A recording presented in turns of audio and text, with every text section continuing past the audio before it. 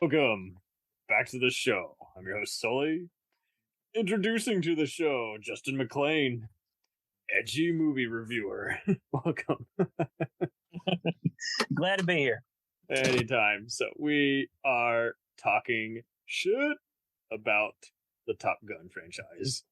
That's right. You heard it from us here on a holiday where we're talking about military movies. We're talking about Tom Cruise and his inflated ego. So, that's right. Justin, before we begin, what were some of your favorite and least favorite action movies growing up? Oh, wow. Growing up, Just give Predator. it a little backstory. Oh, okay, so you were big on the creature features and the Yeah. Predator, Alien, really anything Arnold Schwarzenegger, too, like Commando. Oh, nice. So you were Raw Deal.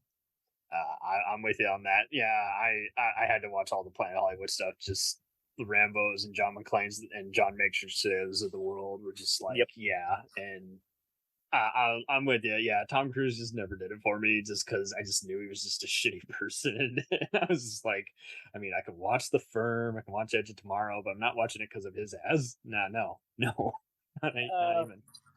Yeah, I like The Outsiders, but he wasn't like central. Yeah, it's a great book. No, me either. And then that was before I learned that he's like, a gigantic POS in real life. So yeah, he's trying to get women to be his bride for the Scientology gangsters, and you're just like, man, and just it hurts your feelings even more when you realize like every other celebrity has been taken advantage of. They're more than just crazy; like they've been brainwashed. Like if you've seen the Going Clear documentaries, like they come to you basically when you had a tragedy. Jason Bigg on Chicago PD basically was interviewed. And he's like, I lost everything. They made me take advantage of people. So I'm like, so basically it's like you're a brand ambassador, but you're doing more than just selling shit to family and friends. Now you're basically like, if they refuse to like go along with you, you have to disown them. I'm like, that is, oh my God, that is fucked. So yeah, I mean, so it's like an Uber pyramid scheme. it is a pyramid scheme. Oh my God, yeah. From the top to the bottom. And yeah, it's like freaking John Travolta, Will Smith, J-Lo, just about everybody is like into their various like fortress of solitude just based off doing what these fuckers do. And yeah, Tom Cruise is no different. And no, other than Collateral, it just seemed like he, and even Tropic Thunder, he just basically just had to just be, I'm running, I'm intense, show me the money. I'm like, okay, done, stop. I forgot about Tropic Thunder, man. That movie's hilarious. Oh yeah. Danny McBride, though, he's the one that sells it for me in Tropic Thunder. Oh yeah, get ready to get Mother Nature just pissed her pants. Big ass titties. Oh, missed opportunity. Top Gun should have crossed over with fucking Tropic Thunder, but see, here's the fucking thing. The minute this is career security. I mean, so I was a big Tony Scott fan growing up, but Top Gun just never did it for me. And and it was before my sister and I were both quoting the Tarantino line where he's like, "Oh, it's no total gay romance movie," you know. And so you guys have all heard the jokes. We've told the plot. Oh, Anthony Edwards as Goose. Oh, help me, Goose. And we've heard it all. So what is there to talk about other than it launched Tony Scott's career as a director, and Kelly McGillis hated working on that movie. Val Kilmer was rumored to have hated working on that movie and then recanted. Oh, no, I like working with Tom Cruise. Mm-hmm. Yeah, he probably got in trouble. Well, Val Kilmer's always in trouble. Poor old Val. I follow Val. He seems like a pretty sweet dude. Yeah, I think he's come around. I think when I read that recent editorial he did where he's just like he got famous and then he didn't know what to do with the fame, and so he was just like always miserable. That broke my heart. Yeah. It was like, oh, dude, yeah. I grew up watching you in Spartan, Ghost in the Darkness, freaking Batman and Heat, and you hated it. Oh man, shit. That sucks. Yeah, right. No, would have made it better, but we're all kind of, I think, with all this mental health and just politics, and I mean, you do hysterical and awesome satire on even your Facebook page. It's like I think everyone's just finally coming out of their shell and just saying, just move on, just fucking let it out, just be blunt, because you can have it all and still be fucking dissatisfied. Like Kurt Cobain. Right? Oh god. And we just now finally got the Biggie and Tupac murders fucking figured out. That was 20 plus years later. Oh shit. So yeah, I mean, all these celebrities, everything, and so I mean, with when they did a Top Gun 2 and it was coming out, I was kind of like you. I was just seeing the trailer. I'm like, this is so ego headed. What is this fucking thing? And then when I see all these other two, like Mission Impossible 7 and 8, like back to back, like trailers coming out, I was like, okay, so finally they're confirming the long often talked about rumors. Tom Cruise is gonna fucking die, and someone else is gonna take over for the next whatever. That's Tom's Expendables Fast and Furious franchise. I got it. But yeah, Top Gun 2, I just, when it was delayed and everything, and I was just like, but really, what story do they have to tell? Yeah, I don't know. It was I always was hoping. hysterical. Did you ever watch the TV show Jag? No, I didn't. But Catherine Bell is hot. Oh yes. Oh my god. Oh, I'd do anything for her. Anyway, yeah, so that was the NCIS parent show, and it always guffawed me when they just show endless cruise liner shots and it's like, or submarines, and you're like, yeah, they're going to the Paramount Vault and just taking just about any stock footage they can of Top Gun or Crimson Tide, just putting it in there, and it never matched up. When they were on a One budget. for Red October. Yeah, they would do that too. It's like I've seen October since I was a young boy. I know that submarine shot. So what did the why do you think this just doesn't land for just certain crowds other than Tom's overburdensome, just I gotta be in every scene? It just always felt like a poor man's Tom Clancy to me. I'm like, there's just no draw, like there's no feel. I want to actually see these guys train, and all I'm getting is just montage after montage of 80s music. I mean, I like Kenny Loggins, Footloose, come on. But Yeah. I mean, you could be fucking watching Archer and you know what danger zone means, you know what I mean? Yeah, I don't know. Someone on Facebook the other day brought up a good point. I mentioned that it was just a heavily like toxic masculinity on steroids, and Oh, good take. Yeah. yeah, someone said that Commando is too, but that's a good movie. Right, but And Commando's like a live action cartoon. Like, you interview anyone who was involved with it, like the director was like, I ripped off Rambo 2's finale. Steven Souza's been on a lot of great podcasts lately, and he's like, and at one point the distributor was like thinking of someone else besides Arnold, and he was like, no, this doesn't work without Arnold, because true. this is, I have nothing to write all these violent skits around. This is a violent G.I. Joe movie. This is what this is. And yeah, it's just like, when I had some other pals and family friends who went to it, and they're like, it was okay, or I liked it, or oh, I loved it, and how could you hate this? And just totally beating off to fucking Tom. But anyway, it was just like they were like doing the whole, like, when I saw reports seeing how so many had like applied to be in the Navy after seeing, I'm like, you guys are sheep.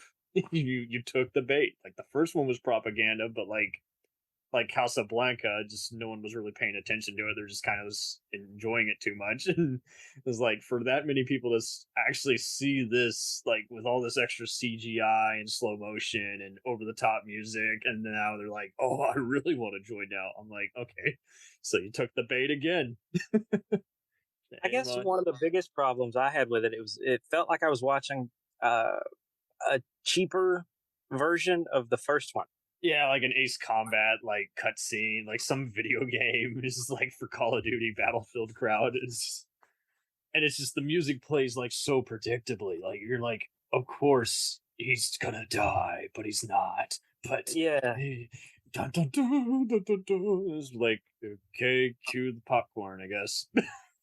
So my first problem in the theater was when he survived the destruction of the Mach 11 airplane or whatever. Yeah, there's all these actors or passable actors. I've always heard that Miles Teller's a piece of work behind the scenes, but I didn't have a problem with his performance here, but it didn't draw me out either. And then you see all these other actors, and you're just like Lynn Powell from Expendables 3, John Hamm from Mad Men, and then freaking Ed Harris. Ed Harris is a dynamite actor, and they're distracting to me. They're kind of like when I see De Niro or Forrest Whitaker in some of those lesser movies, I'm like, they're good, but they could, this is beneath them. They when you become so famous and done so good in like a bigger production, it always just feels like a cop out. And this was one where it's just distracting. Like, you guys, you're dynamite actors. You don't deserve to be here at all. Right.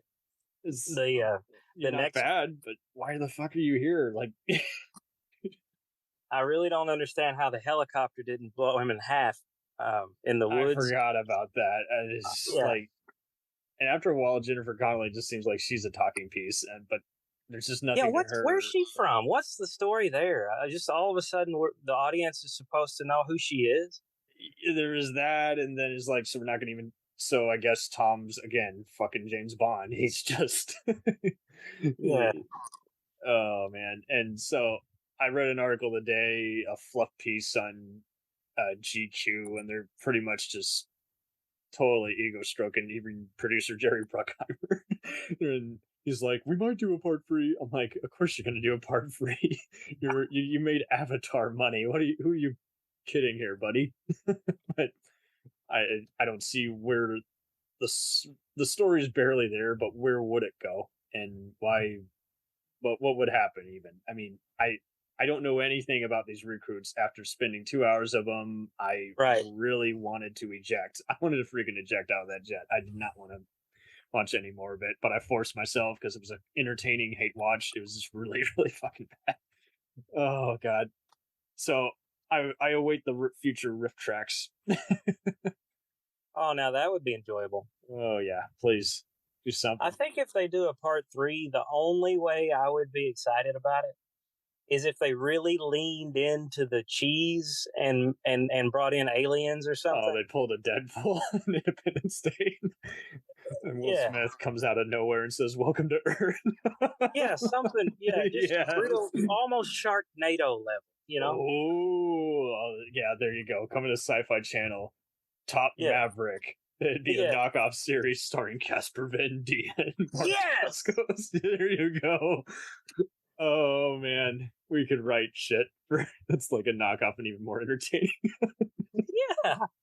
Oh, someone should do like a YouTube parody series or some shit. And what's funny is, I to hit back on your point on like toxic masculinity, what I really don't like about being an action movie fan is people, it's kind of like when being a horror movie fan. Like people, when I tell people I like horror, they instantly assume I like to see people tortured to death. I'm like, no, I just want to see something freaky and cool and spooky, and, mind blowing. And same thing with action. Everyone just instantly assumes, oh yeah, vroom, vroom. I'm like, I can still have a plot in between the explosions. I don't need to see, Arnold do a shit-eating grin that we all know and love, or Keanu go, whoa. I can have all kinds of entertainment.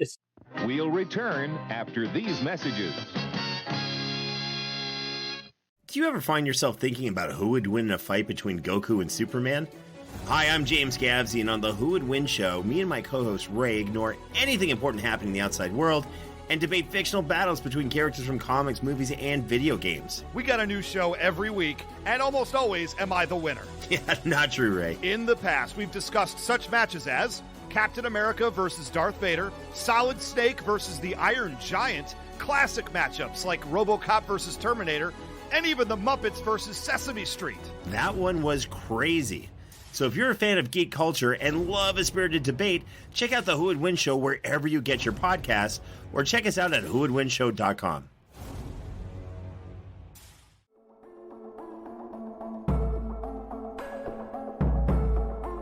We let things pile up in the DVR, we add them to our queues, we wait for the DVDs and Blu-rays. We time shift.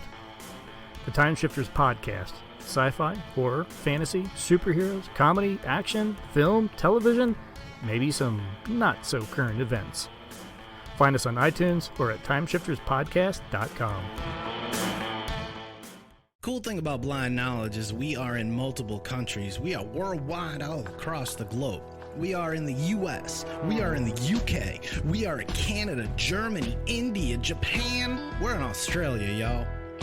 BlindKnowledge.com. Now back to the feature presentation.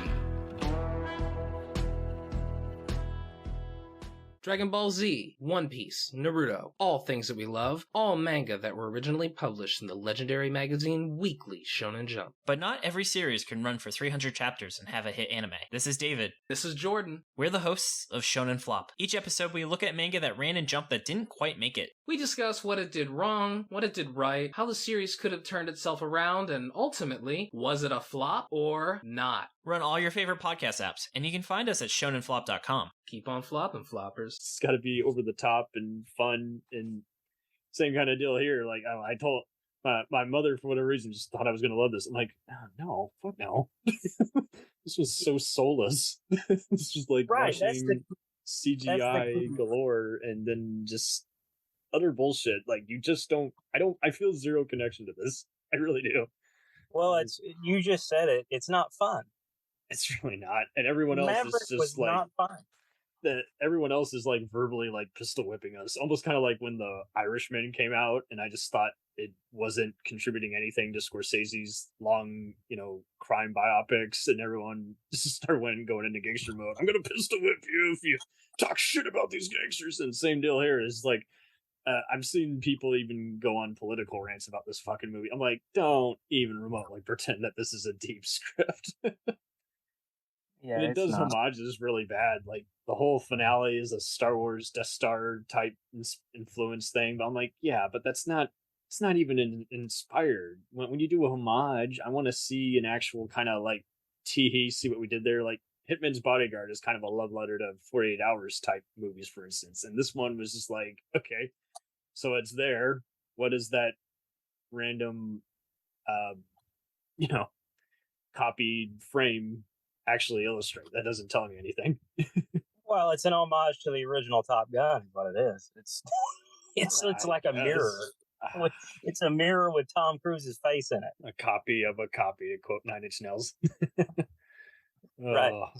Copy of a copy of a copy. Yeah, So the biggest thing that I saw someone say about it was, this is the movie America needs right now. Yeah. What does America doesn't know what's good for it. What's it doing for us? What is it doing? I got nothing. I'm just like, okay, so I mean, and I love the guy who said it too. If he might be listening, I don't know. What's up, man? I do. But yeah. I love him to death, but I don't agree with that at all. I don't understand that viewpoint. It's kind of like, if America wants to do anything, it's got to just police itself and just.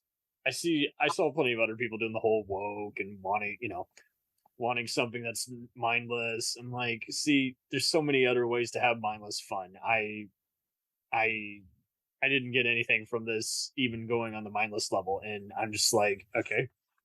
Yeah, it's kind of basically you got to be just like bananas, just very mindless. And I don't know. I'm sensing a lot of guys just have a guy crush on Tom Cruise too. It's just like, I don't want to be like any of these guys. I don't have any just desire to fly away into the sky. And a movie should make you want to teleport to the events it's displaying on screen and escape reality. And it's like you say, very heavy-handed and just very by the numbers. And I'm seeing others do the whole, you got to be in the cinema experience. I'm like, no, bullshit. I've been in great theaters and still seen images that look like they're projected off of another projector. It's just, it's nothing to do with the theater or the Foley. It's just people wanted something that over the top, or maybe it's just nostalgia. I think it might be the man crush thing. I hadn't looked at it that way. I think a lot of guys. So many people like Tom Cruise, like they, like any other celebrity they will hate or talk shit about, and for whatever reason, I guess it's the guy's fantasy. It's like kind of with Steven Seagal. Everyone, when he came out, everyone wanted to go around kicking, barflies who wouldn't leave them alone, or do their own bastardized version of New Jersey Kung Fu. And even though Tom Cruise has done all kinds of sketchy shit, for whatever reason, just no one wants to look at it that way. I don't get it. Maybe it's little man syndrome too. Yeah, yeah, there you go. Tom Cruise is their boner pal. It's like if, hey man, if this 5'2" guy can do all this stuff, we have to like him. Right. I have to be like him. I'm not doing something right. And it's like, just be you. Be independent. It could be just nostalgia, though, kind of like the various arguments we're having over the now toxic Star Wars and Halloween fan bases, where it's just like, oh man, this was a long time coming. Yeah, Godzilla fandom can be pretty rough too. Oh yeah, I got really bitched out by some guys who were just like, what do you mean the Jurassic Park pearls? I'm like, if you know anything about Gareth Edwards, he's trying to imitate Spielberg. He's totally having all these Spielberg type Jaws or Jurassic Park type moments, and I don't know. But yeah, there are some Godzilla guys who get all mad if you don't know what era. I'm like, just say the 90s era. Fuck. Everyone speaks that language. Jesus.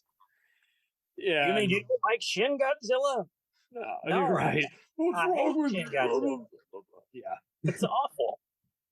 Well, and that is it too. I mean, that there are many diehard Godzilla fans who found a lot of the new ones, including Shin Godzilla, to be a rough sit, and I'm just like, hey, Godzilla has been the same for every time. A giant ancient dinosaur that breathes fire, that gets into a turf war and sometimes saves the galaxy. That's all there is. And like you say, is like that. It's amazing how some people will not give a shit about anything happening in the world, and then if anyone says anything like they absolutely, instead of just civilly disagreeing, like they will just. I was used to it. I would see people throw rocks at each other at recess if you disagreed on anime. It's just like, people are animals. It's just, I mean, for fuck's sake, just agree to disagree. What else do you want to do? And you brought up funny stuff about the Jason and Elm Street, saga. It's like, what? Jason didn't pretend to be anything else but just fun. That's all it is. Yeah. And I will see people just do anything from putting Jason X as their worst movie they've ever seen to just, what was the point with the hockey mask? I'm like, that's kind of just the weird appeal. He's just Jason goes ape shit. That's kind of just the camp fun of it all. But what with that, I get it. Same thing with the Expendables. It's Stallone and company basically doing video game steroid induced versions of their 80s and 90s personas. That's all it is. And I mean, even Fast and Furious, I do not get the Top Gun love. I've seen other people say, oh, I want to fly a jet just like that. I'm like, well, I guess. I mean, I can't even see it half the time. Most of the time, it's just a green screen or him playing beach ball. That's well, it. when they're having the jet scenes, they can't cut away from his face in the helmet long enough to show you anything. Exactly. And even, whatever's legit or not, it just always just looks extremely fake to me. I'm just like, it just feels like a soundstage. And I guess you could say it's an Avatar moment. People love seeing recycled stories when it's just mindless enough, even though it can really just be very mundane after a while. It's like, it doesn't matter if it does or doesn't hold up on whatever viewing. It's I've seen plenty of other Reddit guys go to town just saying they haven't cared for any movies in 2022, and I'm like, yeah, I mean, there's really no rush. I think with Letterboxd and other companies, I think everyone's been learning to just start being sarcastic instead of just take movies this serious. I mean, it always took me 3 years to get through most of the movies of a giant year. So yeah. I don't really understand in doing a top 10 of the year or top 20 when there's so many other movies that are gonna take a year to even be streamable or seen overseas. You know, I just there's no rush unless you're Ebert. I don't, and he's dead. Yeah. So what's the point? If you're getting a check from it, maybe, but we're not getting paid. So. Oh man. So what are some, to alleviate now that we've done this hot take? What are some military movies you do recommend that everyone see every other year? Casualties of War.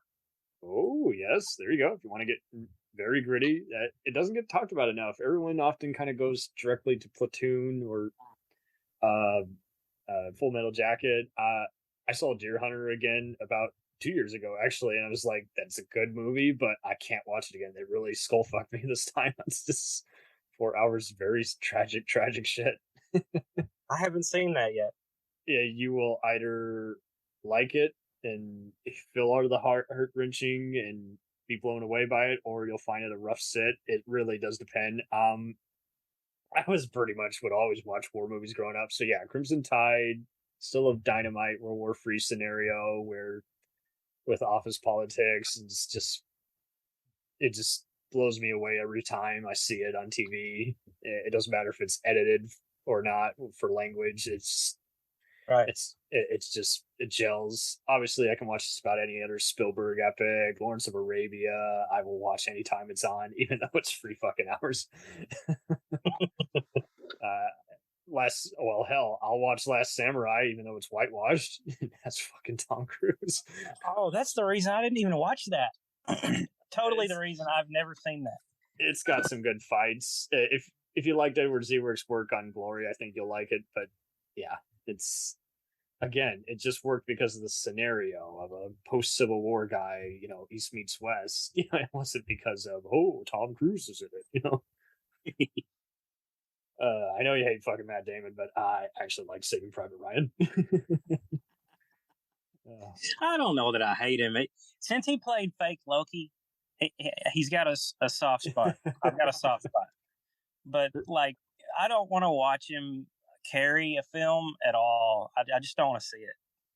It's all good. That's kind of how I was with Ben Affleck back when he was the butt of any jokes, but now I don't mind him. Yeah, I can see that. Green Zone, I actually think is very underrated. The Kingdom, Lone Survivor. There's been some other movies recently where you're like, wow. 13 Hours was good. Oh, yes. And or so many 12? people. No, 13. You had it right. But there's so many who refuse to see it. They're like, fuck Michael Bay. I'm like, oh, come on. What? Not every movie he does is Michael Bay, Yeah, not every movie's Transformers. Get over it. Not everything is based on a toy. Sometimes you go to his movies to see Will Smith and Martin Lawrence cussing out drug dealers while they go racing cars. Sometimes you want to see Sean Connery and Nick Cage jump off of, an island. Sometimes you want to see Bruce Willis, sacrifice himself to an asteroid. Michael That's Bay. right.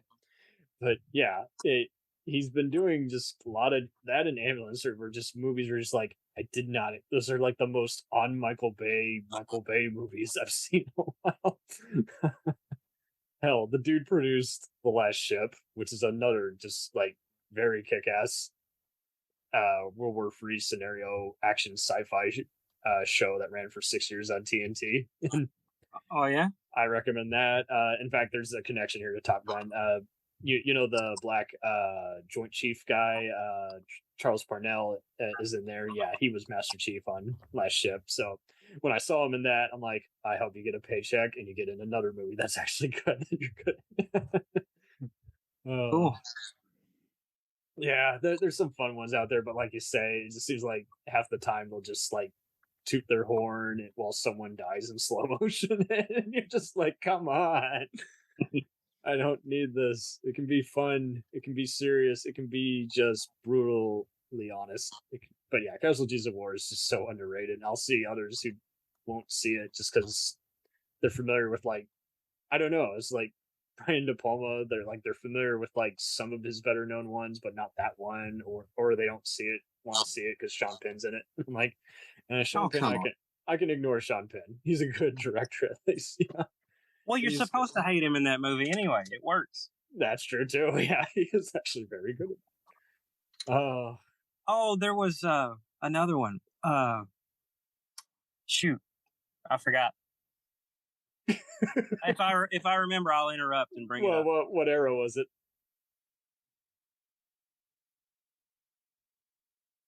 Hello? Yeah, I'm still here. Yeah. Okay. Good. Well, what era was it? 80s, I think. Okay. 80s. It was older. It was older. What was the period it was during? Oh, I know what it was. It wasn't 80s. My bad. That's ridiculous. It was Andrew Garfield. Hacksaw Ridge. Hacksaw Ridge. Yeah, that was okay. I liked how it was shot. I just kind of felt like it was kind of more of the same, but it was good to see. I mean, I really liked, hell, you want to talk Mel Gibson? I actually liked Braveheart growing up. Did you? Now it's kind of the butt of many jokes saying, oh, they took liberties. Gladiator, I know is mocked. I actually still don't mind it, even though it's a very basic story. Yeah, I don't mind Gladiator. Gladiator's good. Are you not entertained? But I think Joaquin Phoenix sells it more than Russell Crowe. Yeah, you really grew to just kind of love to hate him in that, and now I see so many people who have like the Blu-ray extended cut, and they'll just mock it because they'll find bloopers that they couldn't see years ago. Why are crew members playing extras? Why is there a plane flying over Maximus in a big iconic scene? I'm like, come on, guys, you have too much free time. Yeah. I like movie mistakes too, but not to where I'm like, mocking the filmmaker. They're doing what none of us could fucking do. That's right. There's an extended cut of Troy. Did you ever see that one, or was that too overrated for you? Troy, I went to the theater opening weekend. I don't know. Maybe I was a little too in my head about it, but something about Brad Pitt being flawlessly hairless, and I don't know. It's just I didn't dig Orlando Bloom's still in Legolas mode. Yeah. No, that's all good. All good. I think the extended cut fixes a few things, but it just kind of came out at a weird time where basically every movie had to be kind of like the other movie instead of kind of being its own thing. Yeah, that happened a lot. I was just a big fan of Greek mythology, and I was just like, they're taking liberties, but it's kind of just all about just kind of the action. But I feel like they stripped away half the storylines, so you don't really know half the time why they're fighting. Yes, exactly. It fixes some things, not everything. I never saw Saving Private Ryan. Is that any good? If you like Tom Hanks, it's definitely one of his essential roles. I always dug it because of how it kind of avoided politics altogether, and it was just kind of an anti-war movie, just showing you how pointless some of the missions just feel. You're here. I was just very familiar with it even years before I saw it, because that and Schindler's List, because I was just like, okay, so this was a very often talked about thing. When it's advertised, they're like, oh, you see them arguing, oh, one man, what's this matter? It's like, no, it's about preserving a bloodline. And I think it does a better job of showing how youthful all those soldiers were back then, and how Tom Hanks is a school teacher, and he was already a natural leader, and so now here he is, he's a platoon leader, and it really kind of just hits home. Like, it doesn't, again, like you say, it doesn't do what this movie fucking did that we discussed today, where they're seemingly invincible and they just cry for 1 minute. It's like, no. Every other scene, someone is like running out of ammo and throwing their helmets at someone, or their hands are shaking and they can't stop it from shaking. It shows how it eats you away, and that's kind of why people liked it. But now you'll probably see it and be like, oh, so this is what Black Hawk Down and Tears of the Sun and Sicario kind of done. I want to see it now. Okay. You might find it generic, or you might really love it. For me, I've seen it. What's funny is my brother saw it in a history class and it wiped him out. Not because they're just crying or anything, but it's just like, man, that movie is so morbid. I can't take my eyes off it. Cool. I'm gonna go with, and it's not actually on the battlefield, but my favorite war movie is probably First Blood. Ooh, yeah. Everyone loves to make fun of Rambo nowadays, but yeah, the first one is so underrated in that it's like he brought Vietnam back to him, and Yeah. it's so taut and well directed by Ted Kotcheff, who has made a career, directing everything from SVU to stage plays for television. And the Canadian scenery is just gorgeous, but I like how, like you say, they illustrate it like a jungle. Like Rambo never left it, and now he's come to this town with all these shithead cops, and before you can say bad day at Black Rock, it's just there's a manhunt out for him. He's both a fugitive and defending his turf, and basically he has to do everything. I like how they show how he goes after a wild boar, and that's like Yeah. he has to make all these death traps. He's almost like a mature Ewok. He's actually having Yeah. a fucking like, and then at the end, like everyone's Oh, still yeah. blaming him for everything that's happened. He's like, I just passed through town. Yeah, that last scene where Troutman gets in there and Stallone just opens up. That's some of the best acting I have ever seen. Yeah, Richard Crenna sells it, and you get an idea of it as opposed to, don't get me wrong, the sequels, are what they are. They are great mindless video game type violence, but like the first one is just like the perfect showing of how to deprogram everybody. Is like, okay, the war is over. We have tried everything. Deputies have abused their power. The sheriff's word doesn't mean shit to this guy at this point, and he just wants the guy to just rot in a cell. And then the General Trotman just comes in and just flat out is just like, okay, everything you're feeling in this room, let it go. Drop that gun. Come with me. Yeah. You can totally see. I mean, he's got PTSD, like extreme, and he shows it, and they know how to show it. It was filmed really well. That I watch it. I rewatch it just for that scene. Yeah, that's pretty much what makes it worth it. It's not, and you never, Rambo was always interesting to me, much like the Punisher, who was inspired by him, and that he fights his own wars, and he lets everything get under his skin, but you don't feel like he's going too far or anything. It's like, no, like I've been messed with, and I can't stand it anymore. Yeah, it's almost like like the whole movie is an internal struggle. We get to see what's going on in Rambo's mind. Oh, totally. I love how, like, when they lock down that town in the finale, and before you even get to the explosions, like, I like how the camera just kind of pans throughout that town. It's literally the Wild West. Yeah.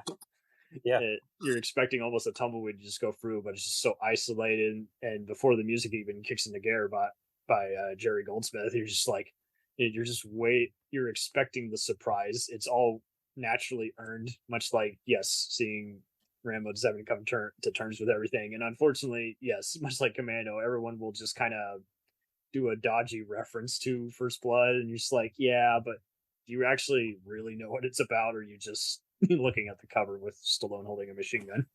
Right. They backed a broken animal into a corner, and he ripped their assholes out. Yes, he did.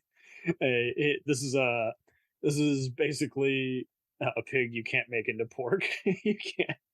That's right. You can't deep fry this guy. Oh man.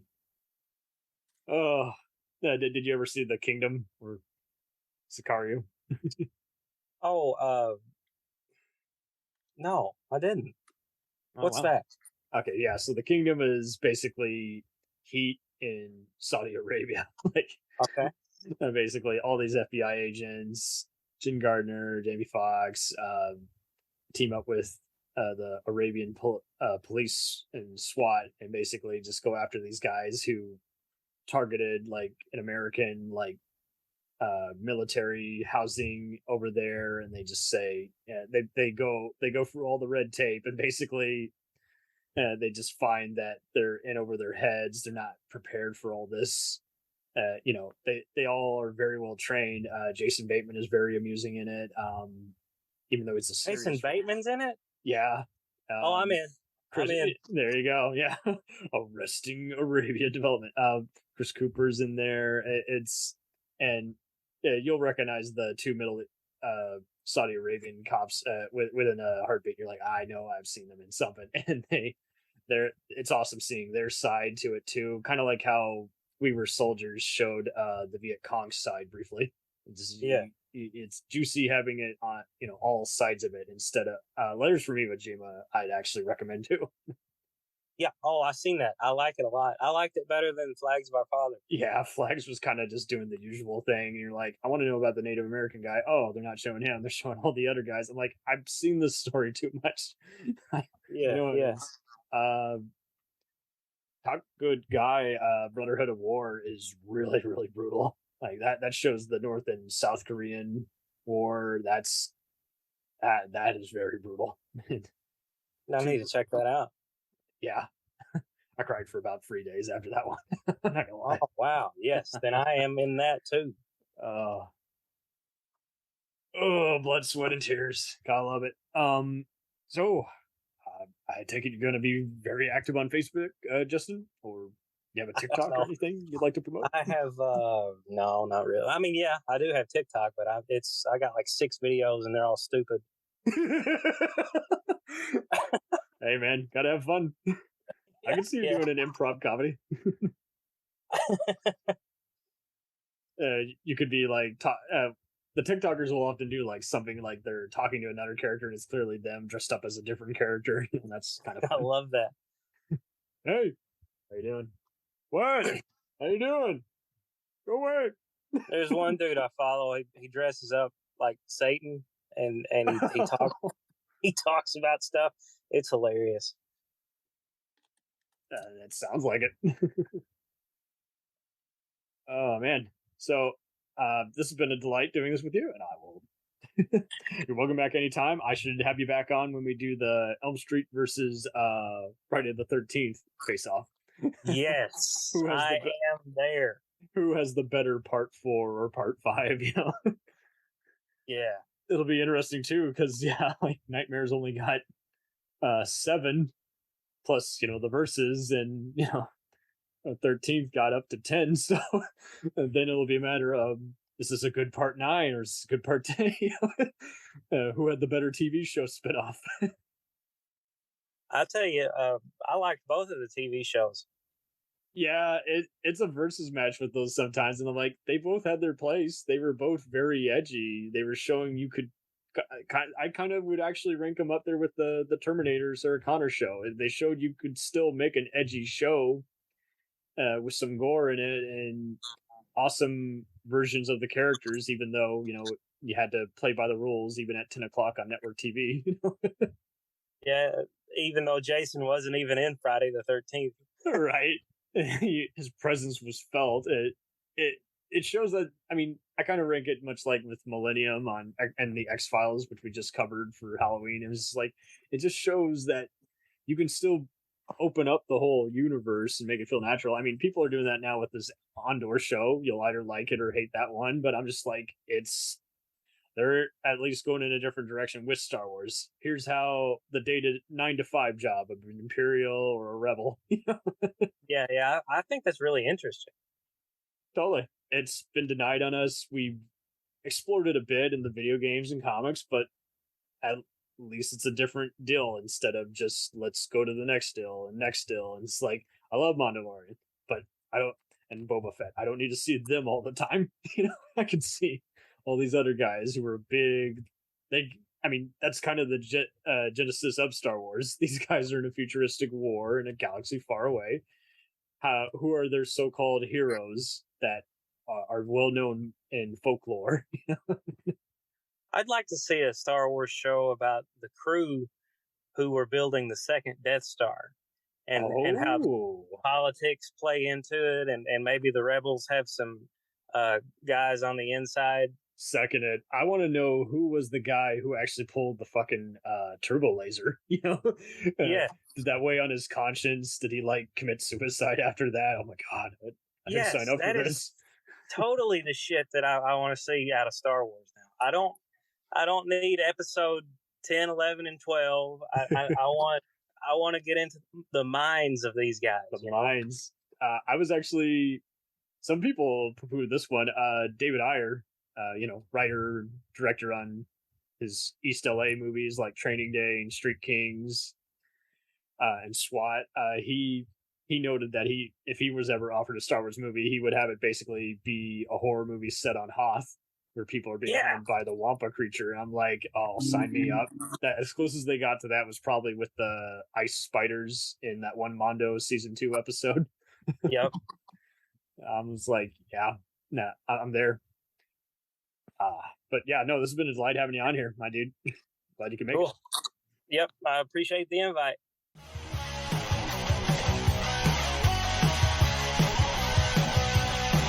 Follow us on the web on Facebook, Twitter, and Instagram.